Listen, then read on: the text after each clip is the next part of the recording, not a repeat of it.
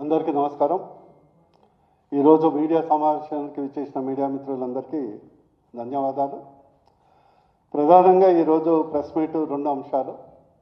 ఒకటి జూబ్లీహిల్స్ ఫలితాల గురించి, రెండు స్థానిక ఎన్నికల గురించి. జూబ్లీహిల్స్లో కాంగ్రెస్ గెలుపు అనేది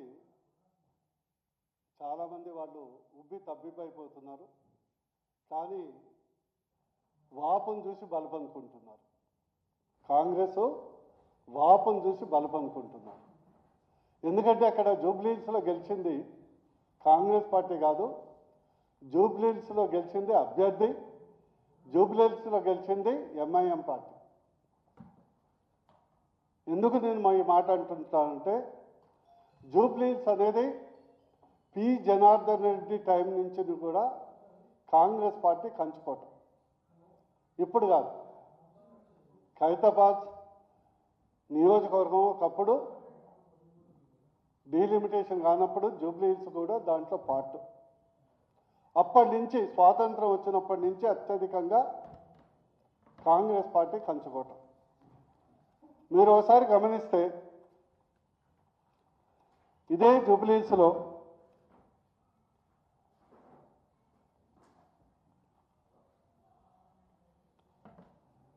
రెండు వేల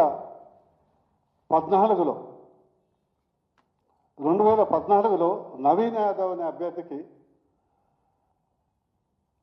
41,656 ఓట్లు వచ్చినాయి. ఎంఐ అభ్యర్థిగా 41,656. అదేవిధంగా 2009లో కాంగ్రెస్ పార్టీ గెలిచింది. అదేవిధంగా 2018లో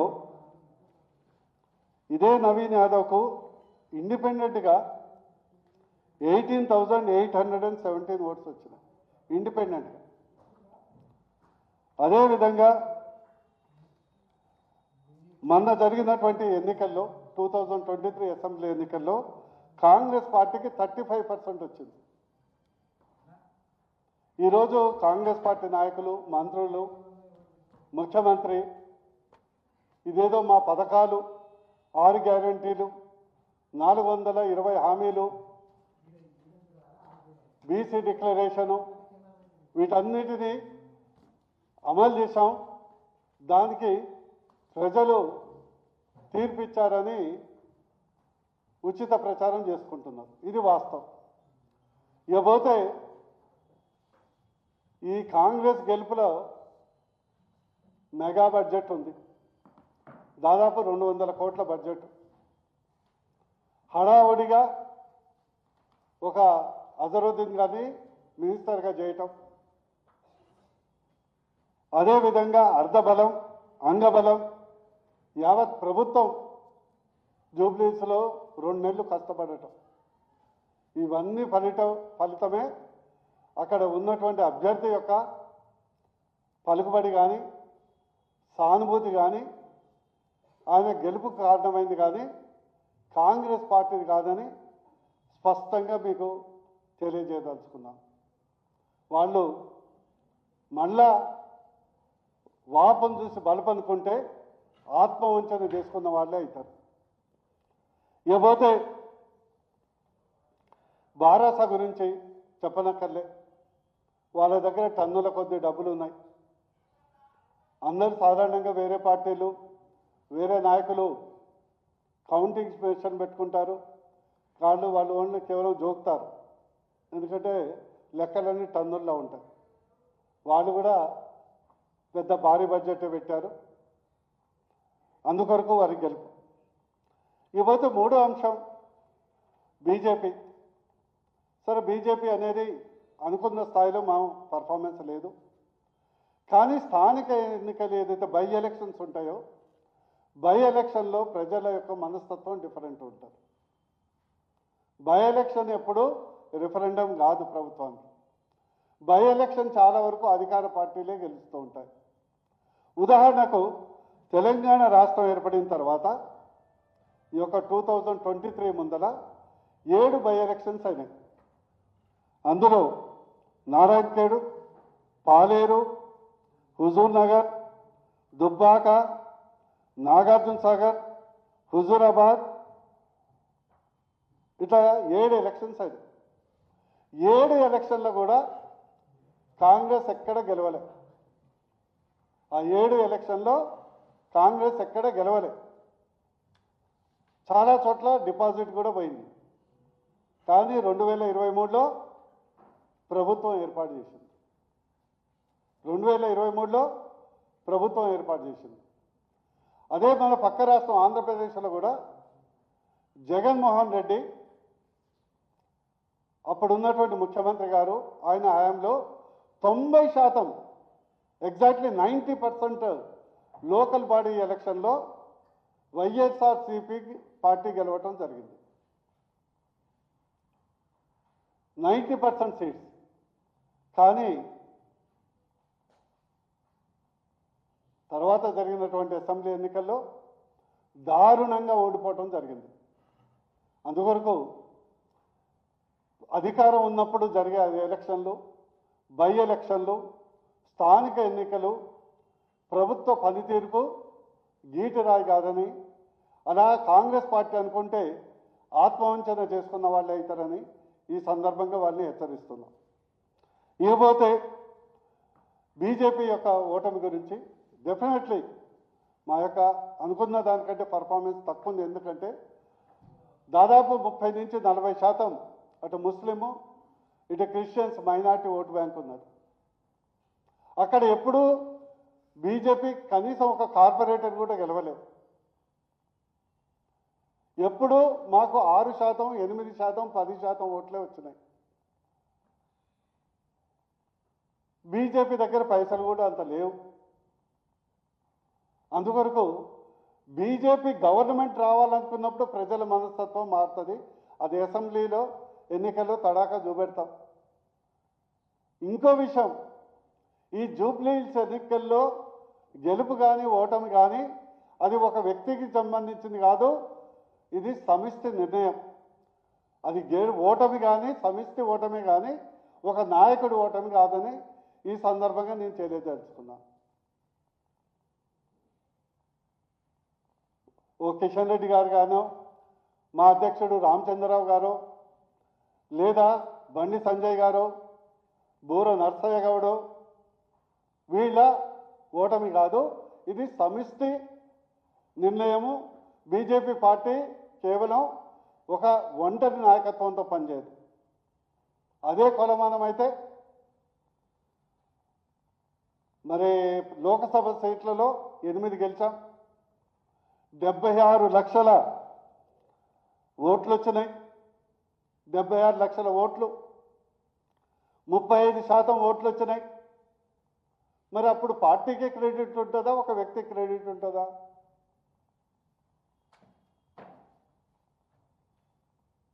మొత్తం పార్టీకే క్రెడిట్ వచ్చింది. ఒక వ్యక్తి వల్ల గెలిచినామని ఎవరు అనలే కదా. పలానా కిషన్ రెడ్డి గారు, పలానా బండి సంజయ్ గారు, పలానా ఈటల గారు, పలానా ధర్మపురి అరవింద్ గారు వారి వల్ల గెలిచినామని అనలే కదా. బీజేపీ మోడీ కమలం గుర్తు, బీజేపీ మోడీ కమలం గుర్తు వల్ల 8 సీట్లు, 76 లక్షల ఓట్లు, 35% ఓట్లు సాధించాం. దాని తర్వాత జరిగినటువంటి ఎమ్మెల్సీ ఎన్నికల్లో 3 గెలిచాం. ఒకటి గ్రాడ్యుయేట్, ఒకటి టీచర్. అది సమిష్టిగానే గెలిచినాం. అందరు నాయకులు కలిసి పనిచేశాం. ఈ యొక్క జూబ్లీహిల్స్ ఎన్నికల ఫలితం కూడా ఒకవేళ ఓటమని భావిస్తే అది సమిష్టిదే ఉంటుంది, అది వ్యక్తులది కాదు.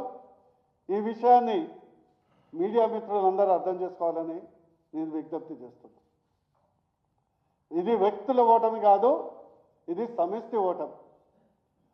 రేపు వచ్చే అసెంబ్లీలో నేను చెప్తున్నాను, గుర్తుపెట్టుకోండి, 3,20,00,000 ఓట్లలో 1,00,00,000 మంది ఓట్లు ఇప్పటికి కూడా రెడీ చేయగా ఉన్నారు బీజేపీకి ఓటు వేయడానికి. ఆల్టర్నేటివ్గా బీజేపీని చూడటానికి 1,00,00,000 మంది ఓటర్లు రెడీగా ఉన్నారు. బై ఎలక్షన్లు, స్థానిక ఎన్నికలు అనేది డిఫరెంట్. అందుకొరకు ఒక వ్యక్తినో ఒక లీడర్నో గెలిచినప్పుడేమో అందరు విజయం, ఓడినప్పుడు ఒకళ్ళిద్దరు అపజయం అన్నట్టు బీజేపీ సంస్కృతి కాదు. సమిష్టిగా పోరాడతాం, సమిష్టిగానే ముందుకెళ్తామని ఈ సందర్భంగా తెలియజేస్తున్నాం. ఇకపోతే నేను చేసే విజ్ఞప్తి ఏంటంటే, ఈ సందర్భంగా జూబ్లీహిల్స్ ఎన్నికలు అనేది రెఫరెండం కాదు. మేము రెఫరెండం అని ఎప్పుడు చెప్పలేదు. కాంగ్రెస్ పార్టీ ఇది రెఫరెండం అనుకుంటే మాకు మంచిదే. వాళ్ళు వాపును బలపనుకుంటే మాకు మంచిదే. రెండో అంశం బీసీ ఈ స్థానిక ఎన్నికలు. బీజేపీ పార్టీ తరఫున కాంగ్రెస్ పార్టీని మేము డిమాండ్ చేస్తున్నాము.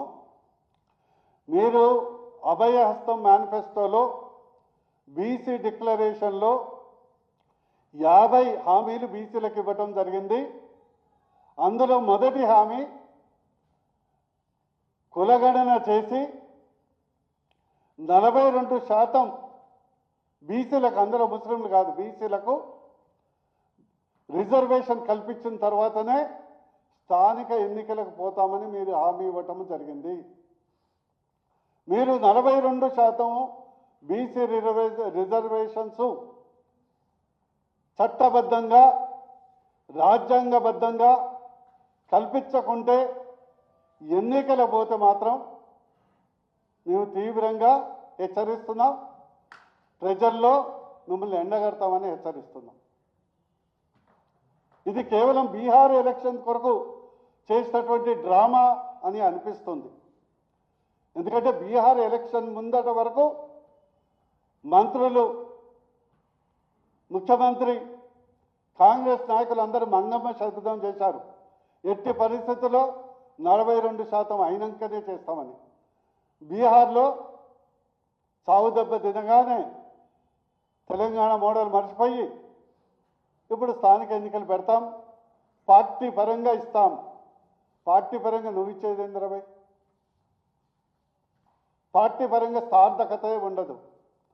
ఈరోజు కోర్టులో అది ఉన్నది. మీకు నిబద్ధత ఉంటే మంచి లాయర్లను పెట్టి కోర్టులో ఎదుర్కోండి. అవసరమైతే సుప్రీంకోర్టుకు అప్పీల్ చేయండి.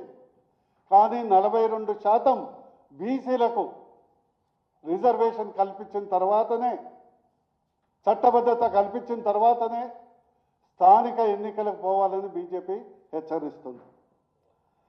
ఇంకో విషయం, ఇది ఆల్రెడీ కోర్టులో, హైకోర్టులో పెండింగ్ ఉన్నది.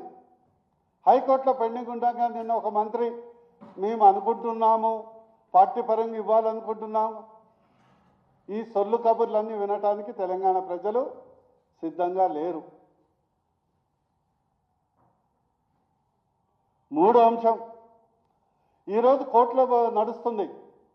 మీరు చేసినటువంటి తెలంగాణ జనగణన, కులగణన ఇప్పటి వరకు పబ్లిక్ డొమైన్లో మీరు పెట్టలేదు. బీజేపీ పార్టీ తరఫున మేము డిమాండ్ చేస్తున్నాం, వెంటనే మీరు చేసినటువంటి కులగణనని పబ్లిక్ డొమైన్లో పబ్లిష్ చేసి దాని సార్థకత నిరూపించాలి. రేపు కోర్టులో కూడా మీరు ఏదో చేసుకొని కాంగ్రెస్ పార్టీ లెక్కల్లాగా లోపల ముడుచుకొని పెడితే కోర్టు ఒప్పుకోదు. ఖచ్చితంగా మీరు చేసినటువంటి కులగణన డాటాను బహిర్గతం చెయ్యాలి, పబ్లిక్ డొమైన్లో పెట్టాల్సిందే. అది మేము డిమాండ్ చేస్తున్నాం. ఒకవేళ మీరు పబ్లిక్ డొమైన్లో పెట్టలేదంటే వాటి మీద మీకే నమ్మకం లేదు, లేకుంటే దాంట్లో గోలుమాలు చేసినట్లు లెక్క. అదేవిధంగా ప్రతి ఒక్కళ్ళు ఇదో ఫ్యాషన్ అయిపోయింది. కోర్టు 50% సీలింగ్ ఉంది. అసలు కోర్టుకి ఎవరిచ్చారు హక్కు చట్టాలు చేయడానికి? ఏమి సుప్రీంకోర్టు జడ్జిమెంట్ కానీ, ఇందిరాసానికి జడ్జిమెంట్ కానీ ఏమైనా భగవద్గీతనా? చట్టాలు చేసే హక్కు కేవలం రాజ్యాంగం చట్టసభలకు, అటు అసెంబ్లీ కానీ పార్లమెంట్కి కానీ కల్పించింది.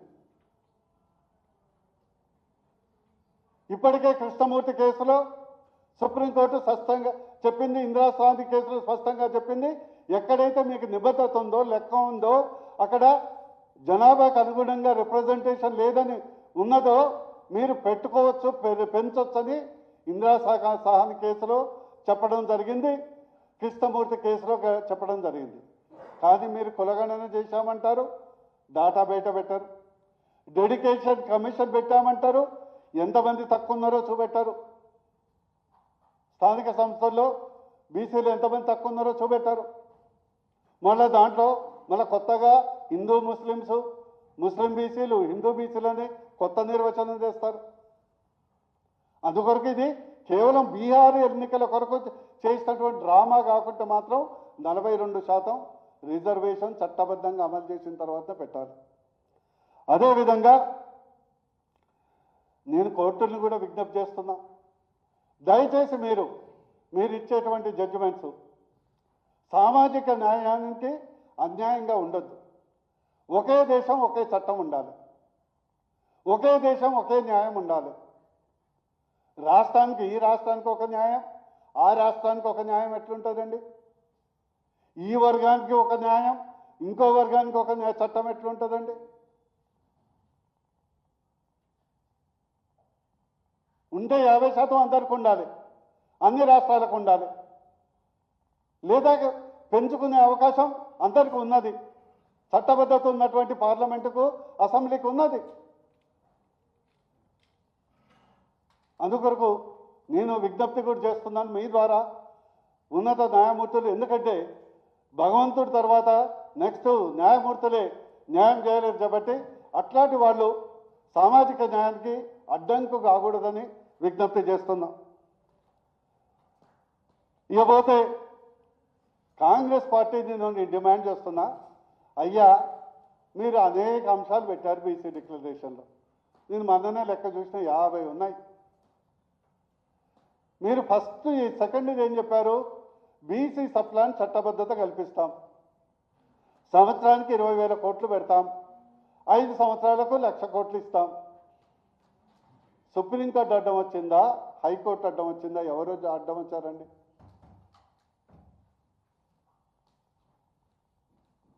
ముఖ్యమంత్రి గారు ఎవరెవరు అడ్డం వచ్చారు?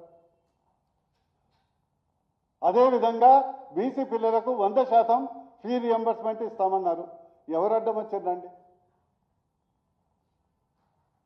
ప్రతి జిల్లాలో బీసీ భవన్లో ఒక్కొక్కటి 50 కోట్లు పెట్టి కట్టిస్తామన్నారు, ఎవరు అడ్డం వచ్చిందండి? అదే కాంట్రాక్టర్లో కానీ, మెటీరియల్ సప్లై కానీ, డీలర్షిప్లో కానీ 42% రిజర్వేషన్ కల్పిస్తామన్నారు, ఎవరు అడ్డం వచ్చిందండి? ఈరోజు 42% స్థానిక సంస్థల్లో రిజర్వేషన్ అమలు కొరకు అన్ని పార్టీలు బీజేపీతో సహా దానికి సపోర్ట్ చేస్తుంది. మీరు కేవలం రాజకీయం చేస్తున్నారు, లేకుంటే బీహార్లో మీ యొక్క తెలంగాణ మోడల్ అని ప్రచారం చేసుకోవడానికి ప్రయత్నం చేశారు. కానీ మీకు నిబద్ధత ఉంటే, బీసీల పట్ల ప్రేమ ఉంటే కనీసం ముఖ్యమంత్రిని చేయొచ్చు కదా. 55 సంవత్సరాలు కాంగ్రెస్ పాలించింది, ఒక్కసారన్నా ముఖ్యమంత్రి చేశారా? కనీసం మంత్రుల్లో 42% మంత్రులు ఇచ్చారా? ఒక ముఖ్యమంత్రి ఉప ముఖ్యమంత్రి ఇచ్చారా? లేకుంటే నామినేటెడ్ పొజిషన్లో 42% రిజర్వేషన్ ఇచ్చారా? అటు రాహుల్ గాంధీ, ఇటు రేవంత్ రెడ్డి గారు ప్రజల్ని కులాల వారిగా, మతాల వారిగా డివైడ్ చేస్తూ తప్పితే, మీకు బీసీలకు చేయాలనుకుంటే 49 అంశాలు కుల వృత్తులకు నిధులు విధులు అన్నారు. 2 సంవత్సరాలైంది. ఫెడరేషన్స్ 10 ఫెడరేషన్స్ ఉన్నాయి, ఇప్పటి వరకు చిల్లి గవ్వియలేదు. కనీసం వాటికి కమిటీ కానీ ఎలక్షన్ కానీ నిర్వహించలేదు. గతంలో కేసీఆర్ గారు ఉన్నప్పుడు 10 సంవత్సరాలు అంతే, ఇప్పుడు ఈ యొక్క కాంగ్రెస్ కూడా అంతే. అదే మరి గుజరాత్లో అమూల్, అది కూడా ఒక కోఆపరేటివ్ సొసైటీ, ఈ 2,25,000 కోట్ల ఒక కోఆపరేటివ్ సొసైటీ, ఒక ఫెడరేషను 2,25,000 కోట్ల ప్రపంచంలో అతిపెద్ద కోఆపరేటివ్ సొసైటీ నెంబర్ 1గా మిగిలింది. అందువరకు మీకు చిత్తశుద్ధి లేదు. మీరు ప్రజలను విడదీయాలి, కులాలుగా డివైడ్ చేయాలి, మతాలుగా డివైడ్ చేయాలి, వర్గాలుగా డివైడ్ చేయాలని తపన తప్పితే బీసీలకు చేయాలనే తపన ఎక్కడ లేదు. అందువరకు ముగించే ముందు మరోసారి డిమాండ్ చేస్తున్నాము, బీజేపీ పార్టీ తరఫున ఒకటి, చేసినటువంటి కులగణను వెంటనే బహిర్గతపరచాలి. 42% చట్టబద్ధత కల్పించిన తర్వాతనే స్థానిక ఎన్నికలకు పోవాలి. Thank you. చూడండి, ఎన్నికల ఫలితాలు బాగాలేనప్పుడు అందరూ కమెంట్ చేస్తారు, ఫలితాలు వచ్చినప్పుడు అందరూ భుజాల మీద ఎత్తుకుంటారు. బీజేపీలో ఎప్పుడు కమలమే మా అభ్యర్థి, బీజేపీలో కమలమే అభ్యర్థి.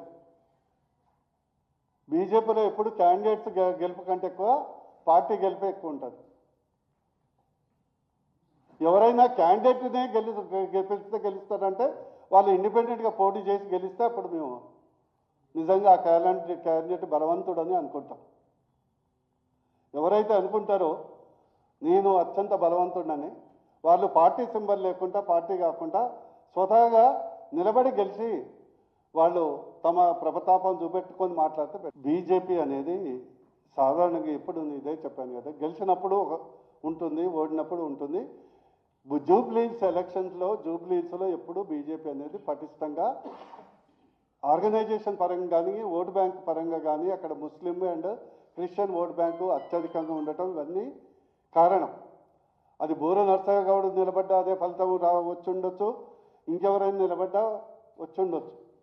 నేను అందుకొరకే చెప్పాను, బై ఎలక్షన్లో ఎప్పుడు మీకు క్లియర్గా చెప్పాను, 7 సార్లు ఓడిపోయినటువంటి కాంగ్రెస్, అనేక సార్లు డిపాజిట్ కోల్పోయినటువంటి కాంగ్రెస్ అసెంబ్లీలో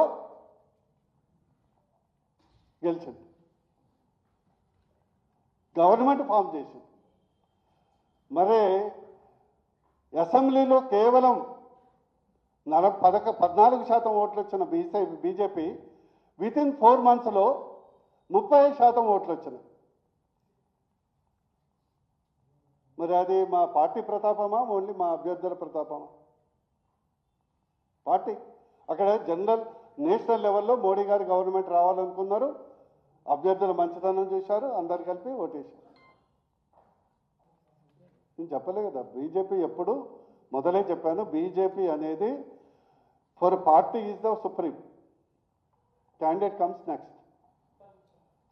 బీజేపీ ఎప్పుడైనా హిందువుల కొరకు కొట్లాడుతుంది, కేవలం హిందువుల కొరకే పనిచేయదు. హిందువుల కొరకు, హిందుత్వానికి కొరకు, సనాతన ధర్మం కొరకు, ప్రపంచంలో విశ్వగురు కావటానికి బీజేపీ అస్తిత్వం ఉన్నటువంటి పార్టీ.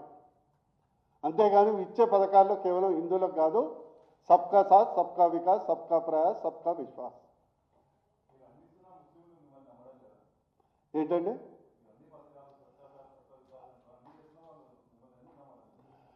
ముస్లిమ్స్ అనేది ఈరోజు ముస్లిమ్స్ కానీ, ఇదే మన బీహార్లో మీరు చూశారు కదా, బీహార్లో అత్యధికంగా ముస్లింలో మన ఒక అమ్మాయి పేరు ఏంటి, మైథిలి ఠాకూర్, 45% ముస్లిం ఓట్స్ ఉన్నారు ఆ అసెంబ్లీలో. మరి అక్కడ మరి బీజేపీ అభ్యర్థి గెలిచింది. సీమాంచల్లో ఆల్మోస్ట్ 40% ముస్లిం పాలు, Seemanchal part of the Bihar.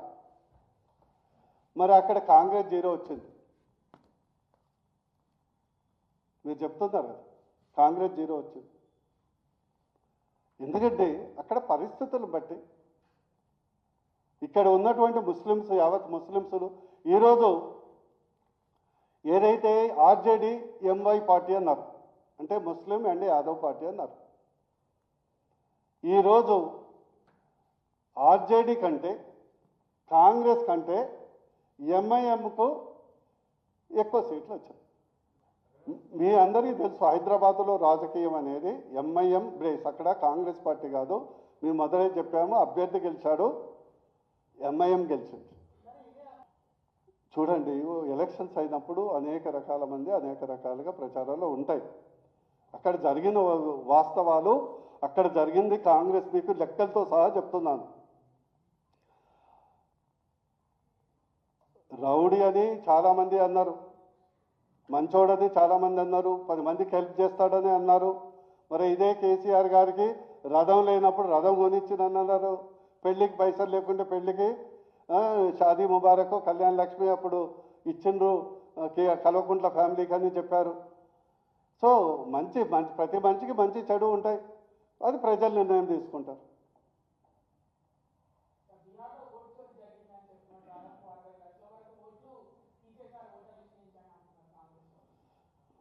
Rahul Gandhi Congress?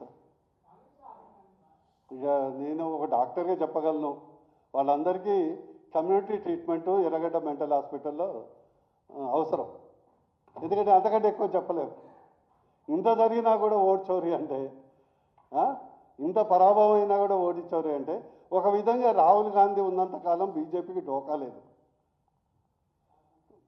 Rahul Gandhi ఉన్నంతకాలం బీజేపీకి డోకా లేదు. నెక్స్ట్ అసెంబ్లీ ఎన్నికల్లో రాహుల్ గాంధీ గారిని ఇక్కడ బాగా తిరగమని కూడా మేము కోరుకుంటాం. Thank you.